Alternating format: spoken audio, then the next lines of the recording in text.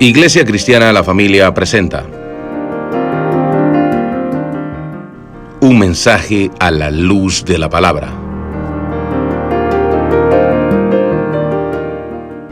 con el pastor Bernardo Ríos. A continuación.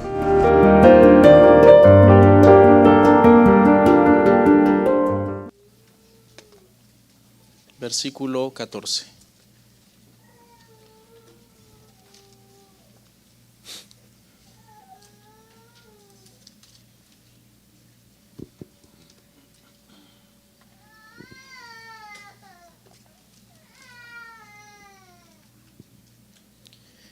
Puestos en pie, leemos las Escrituras y dicen así: Por esta causa doblo mis rodillas ante el Padre de nuestro Señor Jesucristo.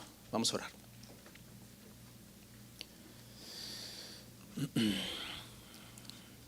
Señor, muchas gracias por esta mañana permitirnos estar aquí.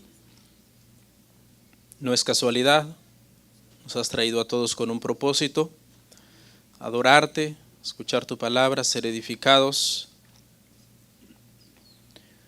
ser, Señor, bendecidos por la Escritura, llamados, Padre, a la santificación, para muchos que somos creyentes, llamados a la salvación, aquellos que todavía no han venido, Señor, y que tú tienes un plan, un propósito en sus vidas, de salvarles, de alcanzarles, de atraerles con tu amor, de romper resistencias, oposición humana que a veces ponemos cuando no somos creyentes. Y sabemos, Padre, que tú lo harás, tú terminarás tu perfecta obra en cada alma, en cada vida. Confiamos, Señor, que este sermón puede ser usado para eso, Señor. Y rogamos que tu Santo Espíritu hable poderosamente a cada uno de nuestros corazones y podamos por esa convicción, Señor, ser convencidos, ser llamados, Padre, a la santificación, aquellos que somos creyentes, y ser llamados, Padre, al quebrantamiento, en la oración, en la búsqueda de tu voluntad, y todos juntos orando, Padre, para que tú traigas al conocimiento a aquellos que no te conocen, al conocimiento de ti, de tu palabra, del Evangelio, en Cristo Jesús. Amén. Pueden sentarse, hermanos. Hermanos, el día de hoy vamos a hablar bajo el tema Pablo ora otra vez por los Efesios. Este es nuestro séptimo sermón sobre la carta de los Efesios. Con este sermón, hermanos, vamos a terminar el capítulo 3 y también vamos a terminar la mitad de la carta. La carta tiene 6 capítulos, el día de hoy terminamos esta mitad que, si se recuerda, dijimos que habla de doctrina. Estos primeros 3 capítulos que hablan de doctrina, y ya luego, hermano, del capítulo 4 al 6 estaremos viendo temas un tanto más prácticos. Hablaremos un poco sobre el matrimonio, la crianza de los hijos, el trabajo. Serán temas más prácticos, pero igual muy, muy importantes para nosotros, hermanos. Amén. La semana pasada, hermanos, dijimos que el versículo 1 de este capítulo comienza con una frase. Si quiere, véalo ahí conmigo: por esta causa, verso 1. Y luego Pablo, en lugar de seguir su oración, porque ahí es donde la está comenzando una oración en el versículo 1, Pablo aparentemente como que se desvía del tema y comienza a hablar de lo que es el misterio del Evangelio, que fue el tema que vimos la semana pasada. Luego termina de hablar este tema del misterio del Evangelio y ahora en el verso 14 vuelve y repite la frase: por esta causa. Es como si se hubiera desviado en un paréntesis para hablar de un tema, y luego que termina de hablar ese tema viene y retoma entonces la oración que Pablo comenzó a hacer en el verso 1. Esta es la segunda vez que Pablo ora por los Efesios, en 3 capítulos. Y esta es la razón por la que le puse por título, de una forma muy creativa, Pablo ora otra vez por los Efesios. La primera vez que oró, y que fue un sermón que ya dimos, fue en Efesios capítulo 1, verso 15 al 23. Usted puede revisar sus notas o ver el sermón en YouTube y ahí está esa primera vez que Pablo oró por los hermanos de Éfeso.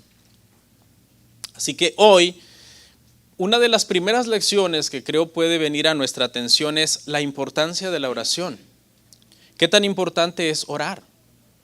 Porque el apóstol Pablo, en apenas 3 capítulos, que por lo menos a mí me dieron 7 sermones, yo sé que hay otros hermanos que les han salido muchos más sermones, pero yo di 7 con este. De esos 7 sermones, 2 han sido sobre la oración. Qué importante es, hermano, la oración. De hecho, alguien dijo que el cristiano que no toma en serio la oración, no toma en serio a Cristo. Es muy importante, hermanos, que nosotros tengamos una vida de comunión a través de la oración con nuestro Dios. Vamos a ver 3 cosas el día de hoy, hermano, 3 encabezados en lo que resta del capítulo, porque lo vamos a terminar hasta el versículo 21, y vamos a ver estas 3 cosas. En primer lugar, la actitud en la oración, del verso 14 al 15. Luego, las peticiones que Pablo trae en esta oración, verso 16 al 19. Y por último, la adoración en la oración, verso 20 y 21. Vamos entonces al punto 1, la actitud en la oración. Verso 14, leemos una vez más ahí donde comenzamos. Y 15. Dice Pablo, por esta causa doblo mis rodillas ante el Padre de nuestro Señor Jesucristo, de quien toma nombre toda familia en los cielos y en la tierra. Imagínese a Pablo, sabemos que está, hermano, preso bajo una especie como de arraigo domiciliario en una casa que él mismo ha alquilado, tiene ciertas libertades, ya lo hemos comentado, no está necesariamente en una cárcel detrás de rejas, pero está detenido en esta casa sin poder salir. Imagínese entonces este cuadro del apóstol Pablo diciéndonos por esta causa, y nosotros ya sabemos la causa, porque ya eso lo hemos visto en 2 sermones prácticamente. Pablo quiere expresar cómo esta causa de que todos los que creen en Cristo pasan a ser el pueblo de Dios y pasan a ser la iglesia o pasan a ser el cuerpo de Cristo, es algo que a él lo maravilla. Es como este misterio que él ya ha explicado, que es la causa por la que él va a orar, lo hace a él, dice la siguiente frase, doblar sus rodillas. Es como si Pablo cayera prácticamente sobre sus rodillas en agradecimiento, reconociendo esta obra maravillosa a través del Evangelio que sucede, que las personas de todo pueblo, de toda tribu, de toda lengua, de toda nación puedan llegar a ser parte del pueblo de Dios.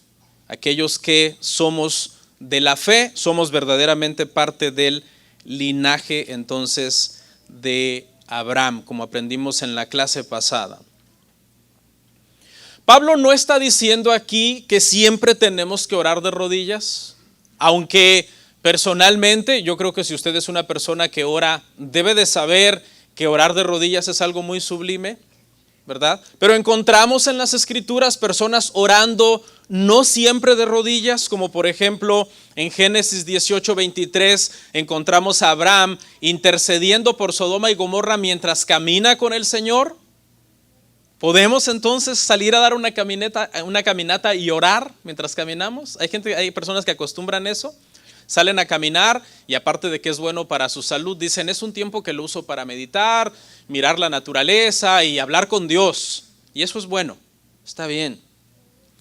Vemos también que los fariseos oraban puestos en pie, como en la parábola del fariseo o el publicano y el fariseo. En Lucas 18:11 oraban por lo general puestos en pie.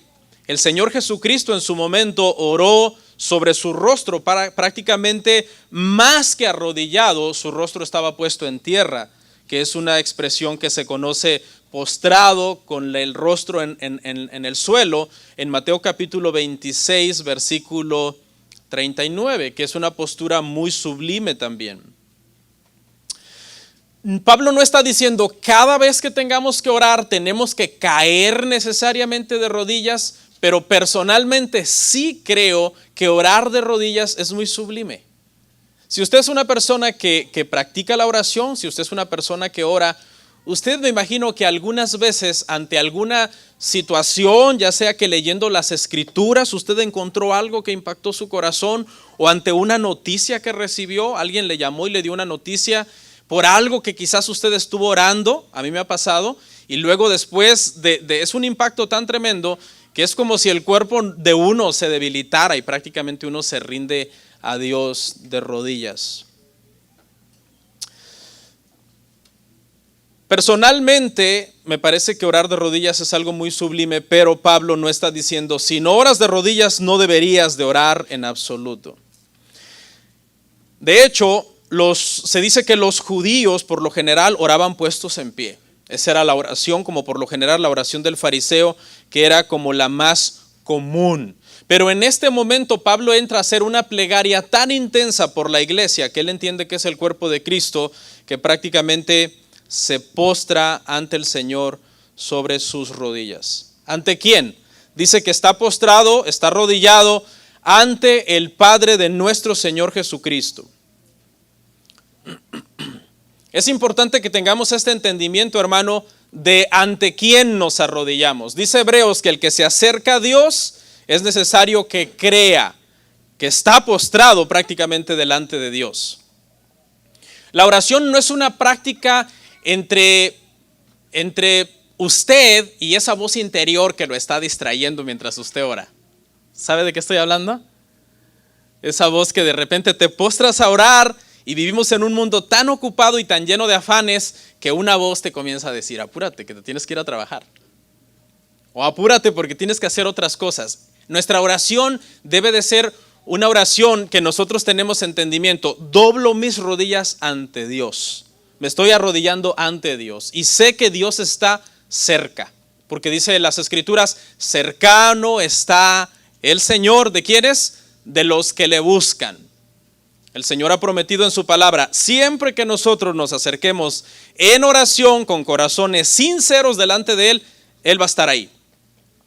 Incluso cuando vengas a confesar pecado, porque lo primero que uno siente muchas veces cuando va a confesar un pecado es que Dios no está ahí, ¿verdad? El diablo, la carne, el mundo te van a decir, ni trates. Dios ni siquiera está interesado en oír tu confesión. No, el Señor ha prometido siempre estar ahí para escucharnos cuando venimos con corazones sinceros delante de Él. No perdamos entonces la oportunidad, hermanos, de aprovechar lo más que podamos este acceso que tenemos delante del Señor. Se arrodillaba entonces Pablo delante de Dios. Lo reconoce como el Padre de nuestro Señor Jesucristo, pero nosotros sabemos, hermano, que nosotros por extensión también somos hijos de Dios. Cristo es hijo en un sentido del Padre, porque Cristo es de la misma naturaleza del Padre, Dios de Dios, luz de luz, Dios verdadero de Dios verdadero, pero nosotros somos hijos por adopción, por nuestra fe en Cristo. El Padre de Cristo es también ¿quién? Nuestro Padre. Tenemos entonces ese acceso de que no estamos viniendo, hermano, ante un extraño. En primer lugar, estamos viniendo ante el Dios Todopoderoso en oración por medio de nuestra fe, y en segundo lugar, estamos viniendo ante nuestro Padre. Todo lo puede y aparte no somos ajenos a Él. Podemos acercarnos sin miedo. En los tiempos, hermano, bíblicos, en los tiempos del siglo I o en los tiempos del Antiguo Testamento, cada vez que los paganos se acercaban a una deidad, siempre era con miedo. Siempre, porque se entendía que las deidades eran aquellas que tenían controlada la lluvia, que tenían controlada la naturaleza y que había de alguna manera que apaciguarles, acercarse a ellos con temor para calmar su ira y que de alguna manera pudieran entonces mandar lluvia o ayudar a que las cosechas pudieran llegar a un buen término. Nosotros no tenemos que acercarnos a apaciguar al Padre cuando nosotros somos hijos de Él. ¿Por qué? Porque toda esa ira que había a causa de nuestros pecados fue derramada ya sobre el Señor Jesucristo. Y cuando venimos entonces podemos venir, como dice el libro de los Hebreos, confiadamente ante Él. ¿Cuántos le dan gracias al Señor por eso? Es muy importante, hermanos, que oremos entonces, que tengamos una vida de oración, que lo hagamos con esta sumisión, porque el doblar las rodillas denota, hermanos, sumisión, denota respeto. Estás diciendo, yo soy una criatura y Dios es todopoderoso, Él es el creador. ¿Podemos acercarnos con confianza? Sí, pero también con respeto, porque Él es el creador, Él es santo. Nosotros somos pecadores, ¿no? Nosotros somos criaturas. Dice que una vez un hombre que tenía un hijito, un niño pequeño, y que trabajaba en el ejército, fue ascendido a un rango muy alto del ejército. Y su hijo tenía el entendimiento que ahora que su padre iba a ocupar un puesto tan elevado en el ejército, probablemente no iba a tener como el mismo acceso ante su padre. Y le preguntó y le dijo, ¿te puedo seguir llamando papi? Y el hombre le contestó, claro que me puedes seguir llamando papi. Y no es algo que a mí me moleste, sino es algo que a mí me va a honrar. Amén. Y nosotros podemos tener esa misma confianza también con nuestro Dios. A pesar de que Él es, hermano, tan inmenso que nosotros no podemos medir ni comprender su sabiduría, su omnipotencia y todos esos atributos que Él tiene, tenemos acceso por la sangre de Cristo ante Él. No podemos venir como un niño travieso, ¿verdad? Como un niño imprudente que va a entrar retosando delante de la presencia de su padre y empezar a descomponerle el cabello, a jalarle la corbata, porque Dios es santo y necesitamos venir entonces ante Él, hermano, con ese entendimiento de que no somos iguales que Él. Amén. Así que cada vez que usted ve a alguien que empieza a orar así como de una forma descuidada y vaga, Señor, tú sabes, aquí vengo delante de ti, pero por favor te pido que me resuelvas esto, que me hagas lo otro, que me cumplas mis deseos. Usted dice, esta persona no sabe realmente orar. Necesitamos aprender a orar correctamente al Señor. Y la siguiente frase confirma lo que les acabo de decir, que Dios no solo es el Padre de nuestro Señor Jesucristo, sino que es nuestro Padre, porque mire lo que dice, de quien toma nombre toda familia en los cielos y la tierra. Tomamos entonces el nombre por medio de nuestra fe. Nosotros tomamos nombre en algún sentido, por decirlo así, de Dios. Este pasaje hay personas, hermano, hay personas que lo malinterpretan, porque a veces hay personas que entienden que a veces en la Biblia todo es todo y a veces en la Biblia todo no es todo. A veces en la Biblia simplemente se refiere para demarcar alguna situación. Por ejemplo, hay quienes dicen que si todas las familias de la tierra toman su nombre de Dios, entonces todos vamos a ser salvos. Porque automáticamente el pasaje dice, todas las familias toman el nombre de parte de Dios. Eso es lo que se llama universalismo. El universalismo enseña, todos nos salvaremos. Cristo murió en la cruz del Calvario, murió por el mundo. El mundo ellos entienden que es todo, toda persona, sin distinción, sin diferencia, y entonces dicen, ok, todos somos salvos. Pero aquí, hermanos, obviamente sabemos que Pablo está hablando en el contexto de ¿quién? De aquellos que son de la fe. Porque él está hablando de que está postrado de rodillas dando gracias a Dios por la iglesia, por los santos, por los cristianos. Entonces, hermanos, no es cierto que los cristianos somos hermanos con los no cristianos. Eso es una realidad. Espiritualmente hablando, nosotros no somos hermanos con los que no son cristianos. ¿Okay? Eso no quiere decir que tú no vas a querer a tu familia, no vas a querer a tu hermano, a tu tío, a tu padre, a tu madre, porque no son cristianos igual que tú. Son tu sangre, pero en cuestión espiritual, ahora sí que nosotros como creyentes le podemos decir incluso a tu hermano de sangre le puedes decir, serás mi hermano biológicamente, pero espiritualmente no eres mi hermano. Porque mientras que en un sentido todas las criaturas que Dios ha creado provienen de Él, y en ese sentido Dios pudiera ser un padre, digamos, en ese sentido por creación, sin embargo no es padre a través de la fe. No son hijos adoptados del Señor. Y ahora escuche, menciona, dice que esta familia está tanto en los cielos como en la tierra. Abarca entonces a todos los creyentes, todos aquellos que han sido creyentes, que han sido de la fe desde los tiempos del Antiguo Testamento hasta la última persona que viva en la tierra, descendiente de Adán y Eva. Cuando todo esto llegue a su conclusión final, el Señor regrese, etcétera, somos parte de la misma familia. Es decir, nosotros espiritualmente tenemos ya familia en el cielo. Abraham, Moisés, David, todos aquellos creyentes que han muerto en la fe son nuestra familia. La paternidad de Dios sobre ellos es la paternidad de Dios también sobre nosotros. Amén. Vamos al punto número 2. Ahora vamos a ver, hermano, las peticiones en la oración. Verso 16 al 19. Las peticiones en la oración, punto número 2, y leemos verso 16 al 19, Efesios 3, 16 al 19.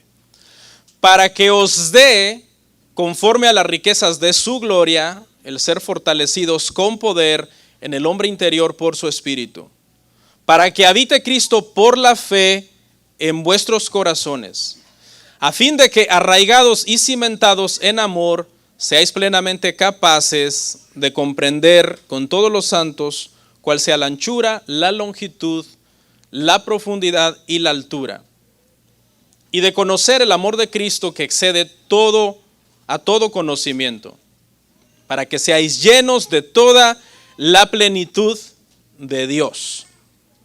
Una vez de rodillas, el apóstol Pablo ha reconocido la paternidad del Padre sobre el Hijo, pero también que todas las familias de la tierra y el cielo tomamos nombre como si hubiéramos, al ser adoptados por Él, como si Él nos hubiera extendido su apellido, su nombre, pasamos a ser parte de su familia. Ahora Pablo entonces pasa, hermano, a las peticiones.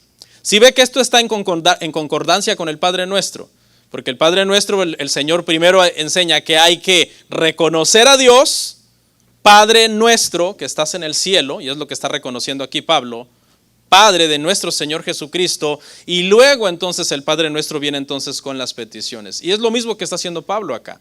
Primero, hermano, le damos la gloria a Dios y luego entonces venimos y presentamos nuestras necesidades delante de Dios. A veces tenemos mucha prisa cuando oramos y decimos, pasamos a las peticiones directamente. Y ese no es el orden de la oración. El orden de la oración es primero nosotros reconocer a Dios, darle gracias por lo que Él es, no necesariamente por lo que nos puede dar, que nos puede dar muchas cosas, como dice bien Romanos, como no nos dará todas las cosas que necesitemos si no escatimonia a su propio Hijo, Romanos 8:32. Sabemos que el Señor nos manda a venir en oración y a presentar nuestras peticiones a Él, pero sería muy egoísta de nuestra parte venir pensando solo en las peticiones que queremos presentarle. Tenemos que arrodillarnos, comenzar a darle la gloria al Señor, reconocer que Él está por sobre nosotros diciendo, Padre nuestro. Amén.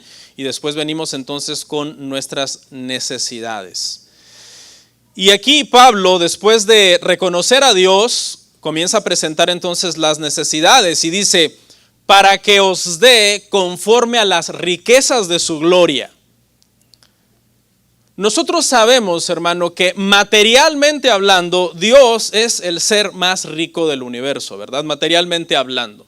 La Biblia dice que del Señor es el oro, del Señor es la plata.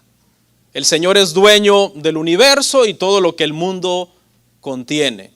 Llámese, hermano, piedras preciosas, perlas, cualquier objeto o cosa que tenga valor en este mundo en sí es de Dios. Y Dios es rico materialmente hablando. No necesita realmente esas cosas, ¿no? Pero hay unas riquezas, hermano, que son superiores que el Señor tiene. Y Pablo las llama aquí riquezas de su gloria. Las verdaderas riquezas, dice un evangelio, ¿se acuerda? Dice, trabajen por aquellas cosas que no perecen, aquellas cosas que son las verdaderas riquezas. Porque las casas, los carros, los bienes materiales, la cuenta de ahorros que uno tiene en el banco, los fondos para el retiro y todas esas cosas, o la pensión que te vaya a dar el gobierno, pues cuando te mueras se acabaron. Dice que esas cosas son riquezas que en esta tierra el orín y la polilla las corrompen. ¿Se acuerda qué le pasó al necio rico, al rico insensato? ¿Se acuerda qué le pasó? Bueno, resulta que puso su corazón en las cosas materiales y se murió. Y el Señor le preguntó: necio, lo que has acumulado, ¿de quién será?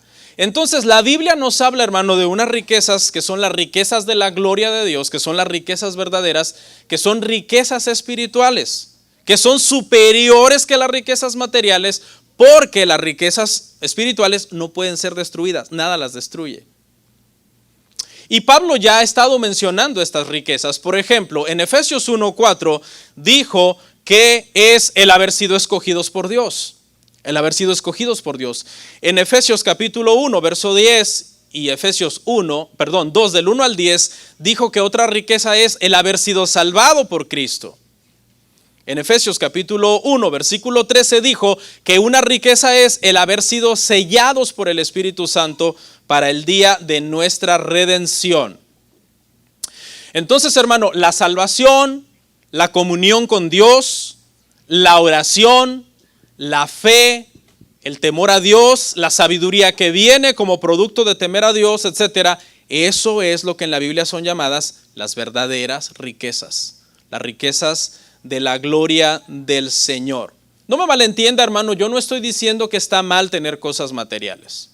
Sabemos que en la Biblia hubo hombres que poseían grandes riquezas: Abraham, Salomón, David y algunas otras personas, ¿no? De hecho, se cree que hasta entre los apóstoles había gente que eran pudientes y seguidores de Jesús, como algunas mujeres que eran ricas y que pusieron los bienes al servicio del ministerio de Cristo. Ser rico en sí no es malo. Es malo cuando alguien ha puesto su corazón en esa riqueza. Amén. Y se ha olvidado de las verdaderas riquezas, que son las riquezas, hermano, espirituales.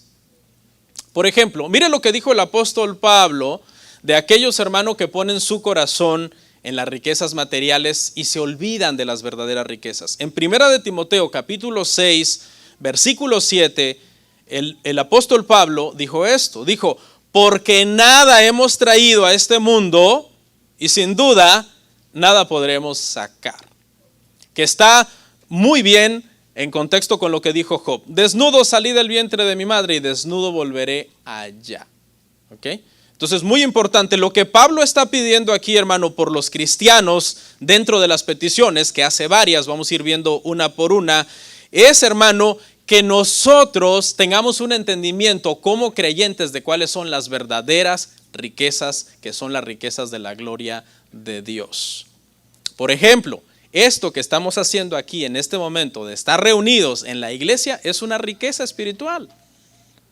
Es una riqueza espiritual, es una bendición poder estar aquí. Estamos en un lugar donde estamos sembrando para el Espíritu, del Espíritu cosechamos vida eterna. Nos reunimos para adorar, nos reunimos, hermano, para escuchar el Evangelio, nos reunimos para compartir unos con otros. Este tiempo no puede ser sustituido por nada. Bueno, personalmente como hay un comercial en México de una golosina que se llama Midobalín, que dice: yo no lo cambio por nada.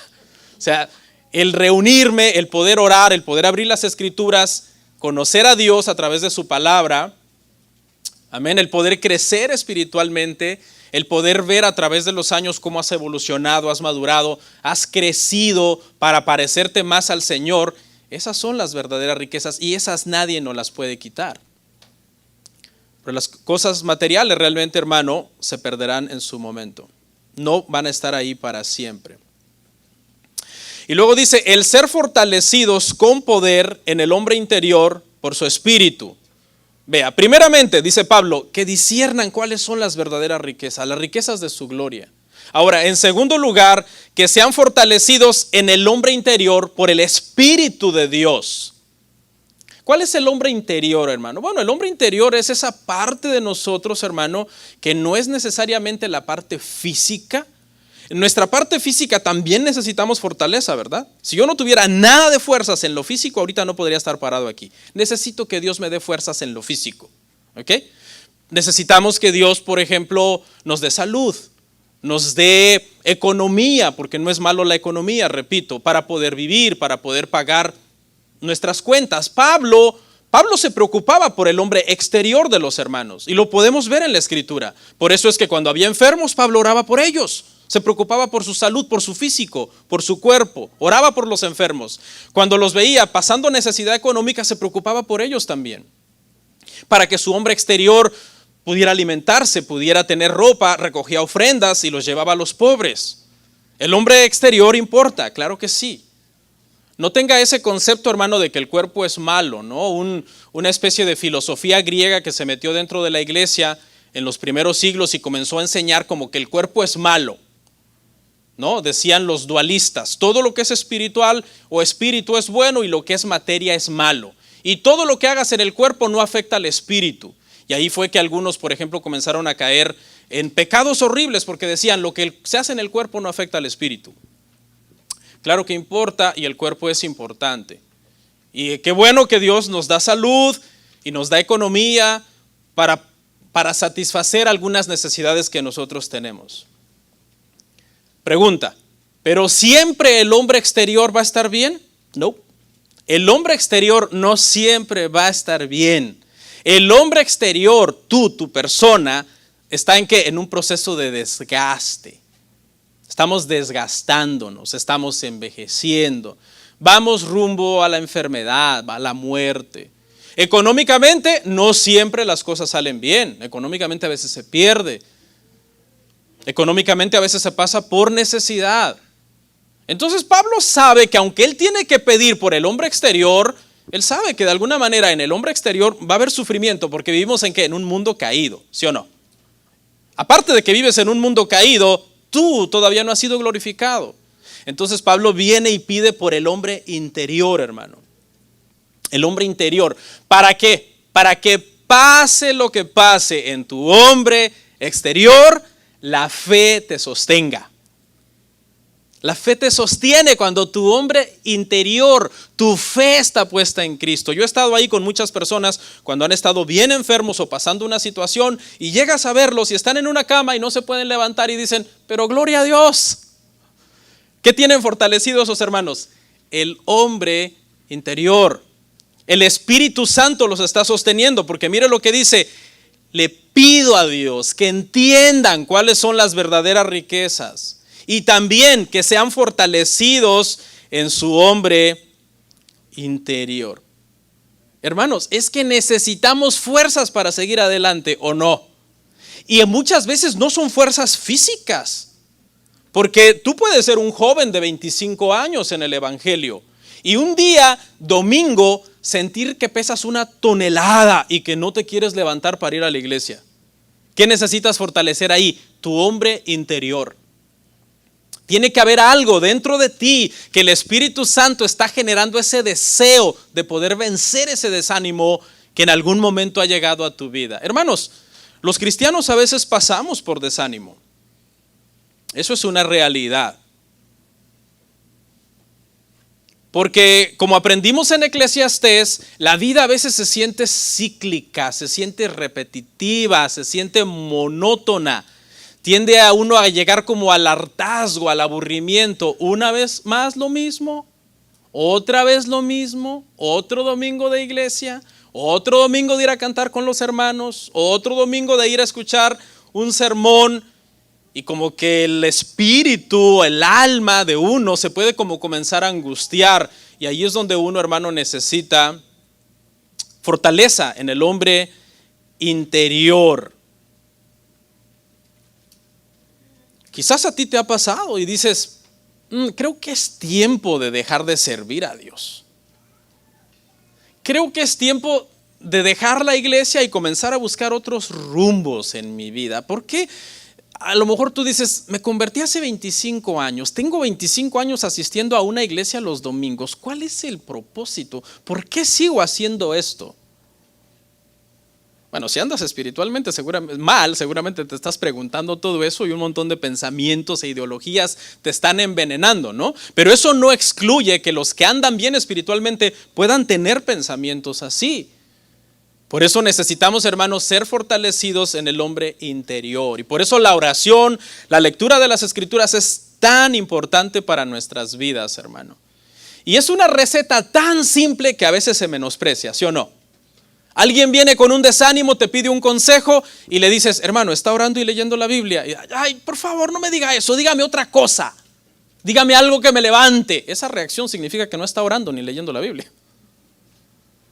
Es que es una receta tan simple que a veces uno dice, no creo que sirva, no creo que funcione. Pero es que orar, doblar rodillas sabiendo que estás arrodillado ante Dios y abrir la Biblia sabiendo que estás ante la palabra de Dios no debería de ser tomado como algo a la ligera por nosotros. Debería ser tomado como una fuente de vida para nuestro espíritu, que nos levanta, que nos sostiene, que nos da vida, que nos da ánimo, que nos da fuerza para seguir adelante. Si alguno de ustedes, hermano, en estos días, y que no sería extraño, está luchando con desánimo, ha estado pensando, no, creo que no más iglesia, creo que no más servir a Dios.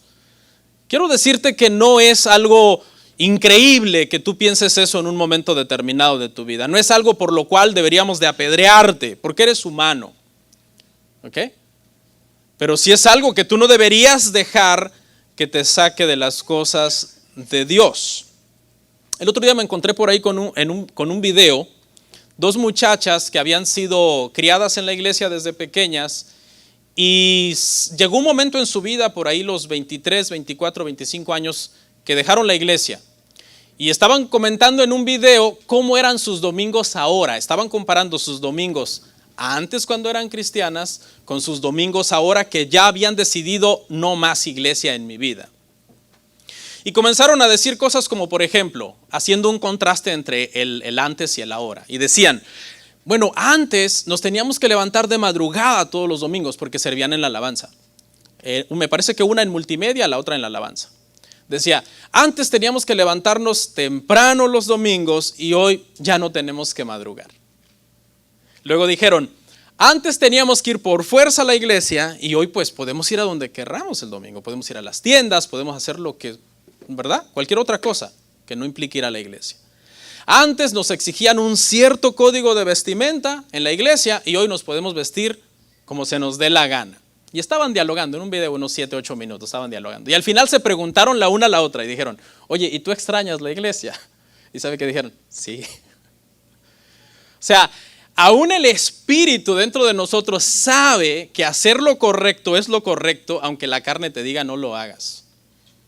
Hacer lo correcto, hermano, siempre va a ser lo correcto. Lo que Dios nos manda en su palabra es lo que nosotros debemos hacer. Aunque en su momento tú no sientas ya ganas de querer necesariamente hacerlo. En medio del desánimo, hermano, necesitamos, ¿qué dice ahí el pasaje? El espíritu, el poder del espíritu.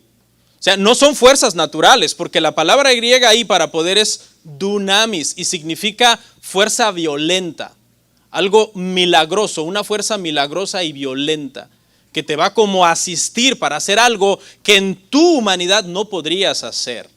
Es como un levantón espiritual. A ver, yo no sé si alguien se va a identificar. ¿Alguno de ustedes, cristianos que está hoy aquí, que alguna vez ha pasado por un desánimo, un desierto? Pero un día como que hubo un despertar en tu vida y saliste de ahí, te levantaste y tú dijiste, yo no sé, pero yo he pasado por este desánimo y ahora lo que quiero es leer la Biblia, orar, buscar de Dios y seguir adelante.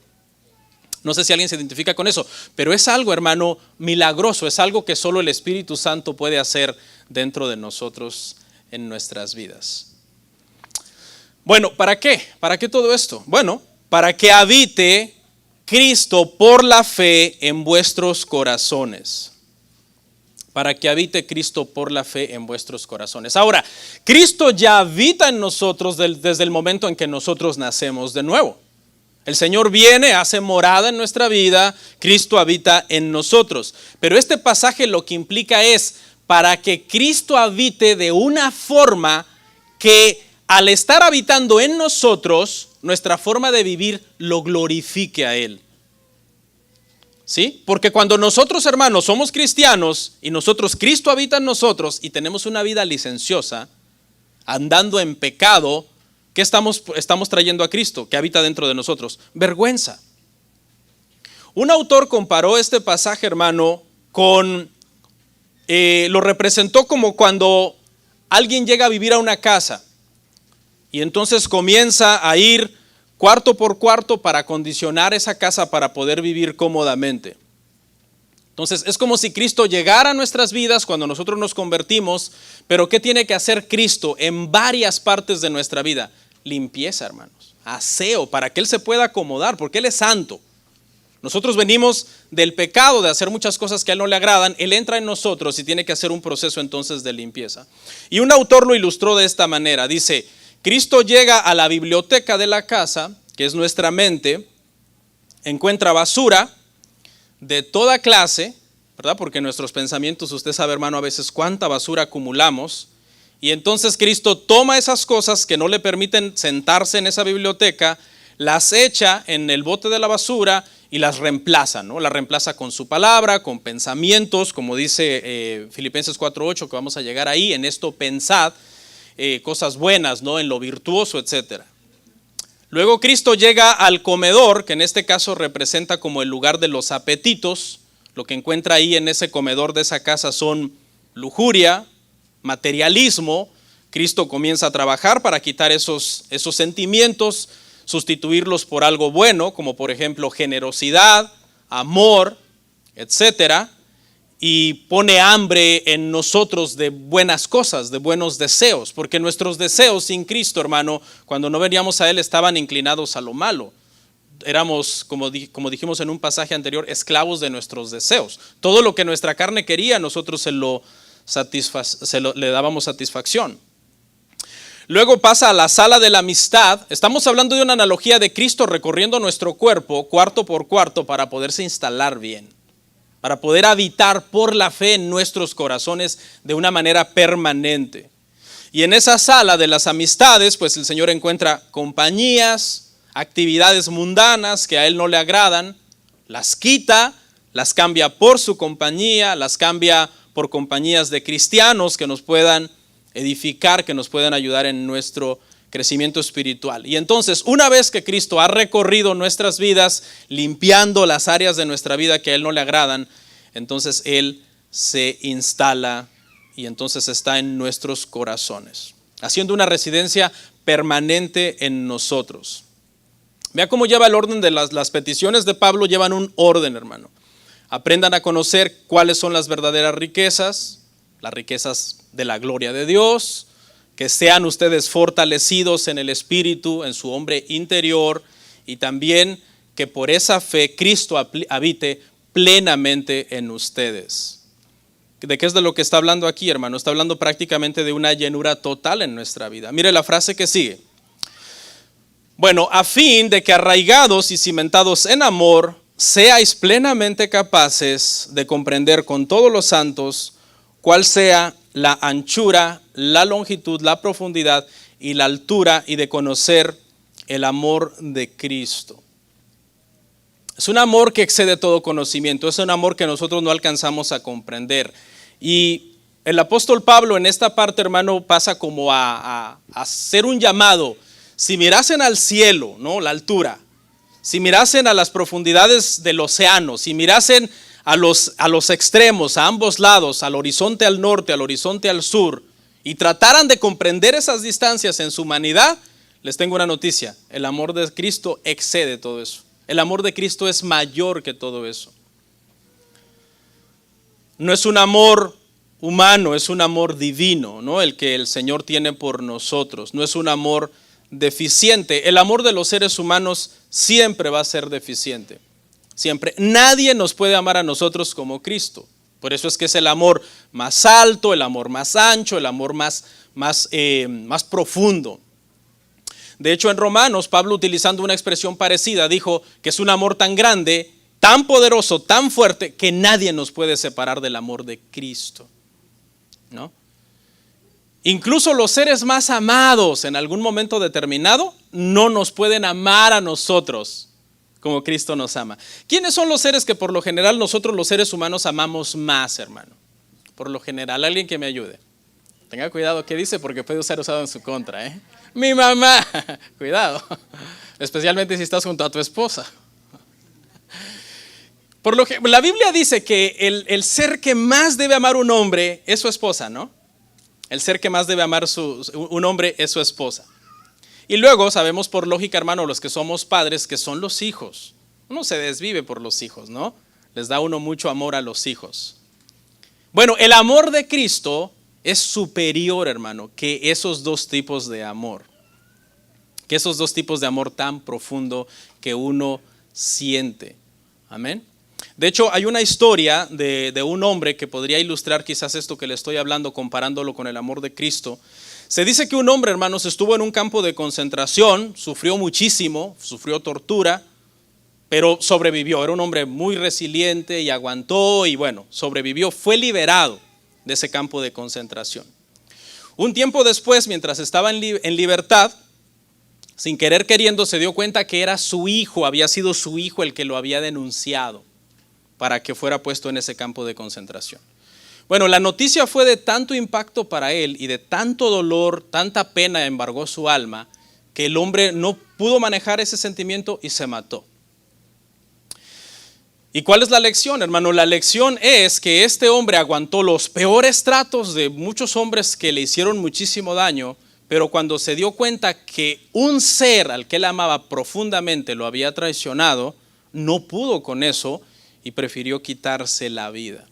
Y esto está de acuerdo a las Escrituras porque nada supera el amor de Cristo. De hecho, Cristo dijo, a causa del Evangelio, el Hijo hasta entregará al Padre. La nuera a la suegra. Cuidado con esa parte.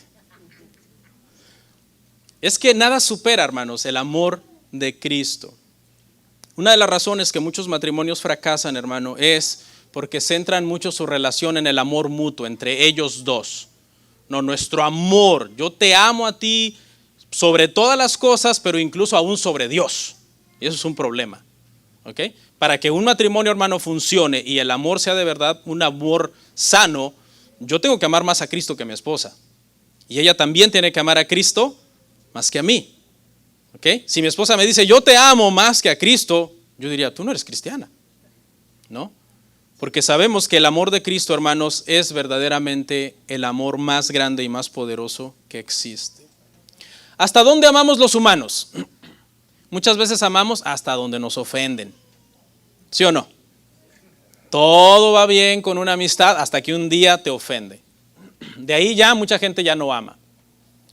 Cristo fue ofendido, fue crucificado, fue asesinado y ese amor sigue amando. No es un amor como el amor humano, que es un amor que se ofende con nada y ya no ama. Es un amor fuerte. De hecho, cuando pecamos, y esto no es licencia para pecar, su amor por nosotros no se acaba, no termina, Él nos sigue amando. Obviamente somos sus hijos y Él nos restaura y siempre vamos a venir en arrepentimiento a Él. A veces amamos por lo que nos puedan dar. Uno dice, voy a amar a esta persona a ver qué puedo obtener de esta persona. Cristo no puede obtener nada de nosotros. ¿Qué le podemos dar a Cristo? Cristo nos ama por lo que Él nos puede dar a nosotros dentro de su gracia y su bondad. Para que seáis llenos de toda la plenitud de Dios. Pablo lleva a un clímax entonces todas sus peticiones que está haciendo a favor de la iglesia, a favor de los hermanos, y lo que dice es que prácticamente toda nuestra vida, hermanos, sea controlada por Dios. Eso es lo que quiere decir acá, para que seas llenos de toda la plenitud de Dios, controlados completamente por Dios. Que nuestra vida gire en torno a la voluntad de Dios, porque eso es ser cristianos. Y por último, en el tercer punto, hermanos, la adoración en la oración. Últimos dos versos, terminamos con eso, 20 y 21. La adoración en la oración dice, y aquel que es poderoso para hacer todas las cosas mucho más abundantemente de lo que pedimos o entendemos, según el poder que actúa en nosotros, a Él sea la gloria en Cristo Jesús creo que me salté una parte, ¿no? A Él sea la gloria en la iglesia, en Cristo Jesús, por todas las edades, por los siglos de los siglos. Amén. Termina Pablo la parte doctrinal y la termina con una doxología, que fue algo muy típico a veces en Pablo. Terminaba de sentar teología y lo que hacía era adorar a Dios. De hecho, en Romanos hay dos doxologías precisamente Porque cuando termina el capítulo 11, verso 33 al 36, explota en adoración, adorando a Dios, y al final, todavía al final del capítulo 16, en Romanos, hay otra doxología. Como la teología no puede estar separada nunca de la adoración, ¿no? Y del verdadero temor a Dios. Y termina entonces Pablo esta sección de doctrina adorando, hermanos, a Dios, dándole las gracias al Señor. Su oración llega entonces como a una especie como de clímax. Recuerde, Pablo está arrodillado, está reconociendo a Dios, ha pedido por la iglesia y ama tanto la iglesia, hermano, que comienza a adorar a Dios por las peticiones que ha hecho por los hermanos. Qué bueno sería, hermanos, que nosotros encarnáramos este amor también los unos por los otros en la iglesia. Que orásemos así los unos por los otros, como Pablo oró. Que podamos decir cuando vemos a un hermano que se está enfriando, que se está apartando, que se está desviando, acercarnos y decirle: hermano, estás descuidando las verdaderas riquezas, las riquezas de Dios. Hermano, te estás debilitando en tu hombre interior. Estás dejando las cosas espirituales que son importantes, como congregarse, como leer las escrituras, como buscar de Dios, como tener una vida verdaderamente de piedad. Pero para eso hay que ser personas de oración, hermanos. Hay que ser personas que oramos. Amén. Voy a mencionar unas cosas, hermano, y no sé si algunos van a entender esto que voy a comentar. No sé si le ha pasado lo siguiente al orar. No sé si le ha pasado algunas de estas cosas al orar. De esas veces que después de orar, hermano, sientes que estás listo para enfrentar lo que venga. No sé si alguien sabe de lo que estoy hablando. Oraste y la oración fue tan sublime que te levantas y dices: ahora sí, lo que venga. Incluso la muerte. Llega un momento en que no sé, te sientes tan lleno, tan controlado por Dios. Otro ejemplo, de esas veces, hermano, que tienes tantas ganas de orar que te arrodillas, todavía las dos rodillas van en el aire para tocar el suelo y ya tu corazón está quebrantado.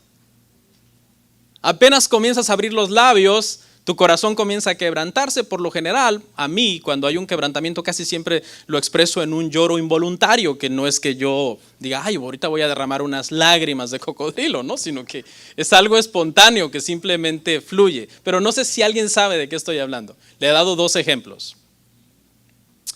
Otra, de esas veces, hermano, que la oración es tan buena que has estado orando, tú piensas que han pasado 5 o 10 minutos y cuando te das cuenta, 40 minutos, 50 minutos de oración.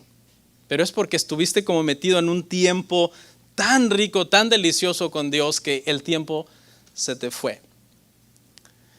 Y última, de esas veces, hermano, que oras y la oración estuvo tan buena que te levantas, te vas y empiezas a hacer otras cosas, te acuerdas de lo buena que estuvo la oración y te dan ganas de orar una vez más. Si estos 4 ejemplos que yo acabo de mencionar a ti no te hacen ring, te dices: ¿qué será eso? No entendí nada de lo que dijo el pastor, no me identifico en nada con lo que dijo. Quiero decirte algo: tu vida de oración es mala. Tienes una mala vida de oración. Lo más seguro es que no estás orando correctamente.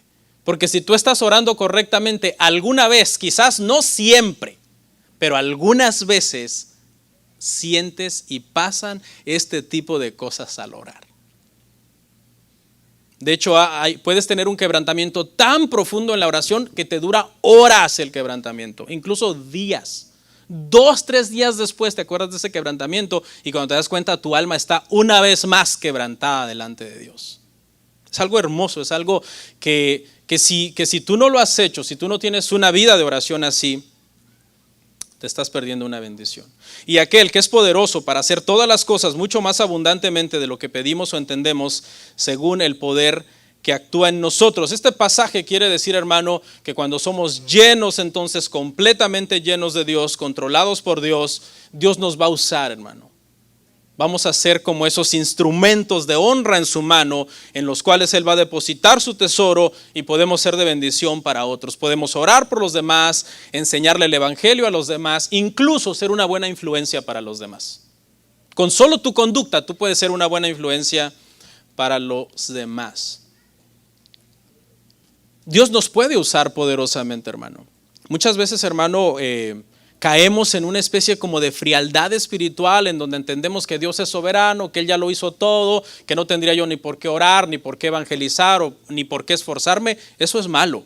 La Biblia manda que nosotros oremos por los demás, les evangelicemos, los invitemos a la iglesia, que haya de alguna manera, hermano, un deseo inmenso en nuestro corazón porque los demás conozcan a Cristo. Ese era el deseo de Pablo. De hecho, Pablo dijo que él estaba dispuesto a sufrir lo que fuera con tal de que los escogidos pudieran venir al conocimiento de Dios. Dios nos puede usar. Incluso a veces uno se siente inadecuado, ¿verdad? Uno a veces puede decir, yo creo que yo no soy bueno para esta tarea, no soy el más apto para esta tarea. ¿Usted se recuerda cuántos días estuvo atormentando Goliat al campamento de Israel? Los estuvo atormentando 40 días. ¿Usted sabe cuánto necesitó David para destruirlo? 5 minutos. Si hubiera llegado en el primer día, se hubieran ahorrado 39 días de desprecios. ¿Y sabe qué? David, cuando fue a recoger las piedras al río para matar a Goliat, recogió 5 piedras. Y por ahí hay unos que han dicho, como alegorizando un poco, que yo no estoy de acuerdo, que era porque Goliat tenía otros 4 hermanos. Pero el pasaje no dice eso en sí. El pasaje no dice eso. La alegoría está bien quizás, pero no. ¿Sabe qué yo encuentro ahí? Yo encuentro 2 cosas. En primer lugar, David sabía que era bueno para pegar con la onda, hermano. Él sabía que era bueno, pero él sabía que él no era infalible. Y por eso agarró 5 piedras. Pero ¿sabe qué? Dios usó a David para que una piedra fuera suficiente. Y ahí podemos ver entonces cómo en medio de nuestras debilidades realmente tenemos que depender de que Dios lo haga. Nosotros somos humanos y somos débiles y algunas veces nos podemos sentir inadecuados para una tarea, pero es que podemos hacer las cosas a través del poder de Dios. Y por último, dice Pablo 2 cosas muy importantes, muy importantes. A Él, o sea Dios, sea la gloria, y menciona 2 cosas que ha sido el tema de estos 3 capítulos, en la iglesia y en Cristo. Estos han sido los 2 puntos que Pablo ha estado hablando todos estos 3 capítulos. La iglesia de Cristo, en Cristo. Y esto quiere decir, hermanos, que obviamente los creyentes no podemos separarnos de la iglesia, porque es en la iglesia, en el cuerpo de creyentes, donde verdaderamente podemos darle gloria a Dios. Cuando usted conozca a un cristiano que diga, he descubierto que no es necesario ir a la iglesia, aléjese de esa persona. Es normal que nosotros señalemos los errores de una iglesia o los errores de un líder, pero no que nos resintamos en contra de la iglesia en general. Eso ya es un problema, porque la iglesia es el cuerpo de Cristo, es el lugar donde nosotros nos reunimos para darle la gloria a Dios. Oramos.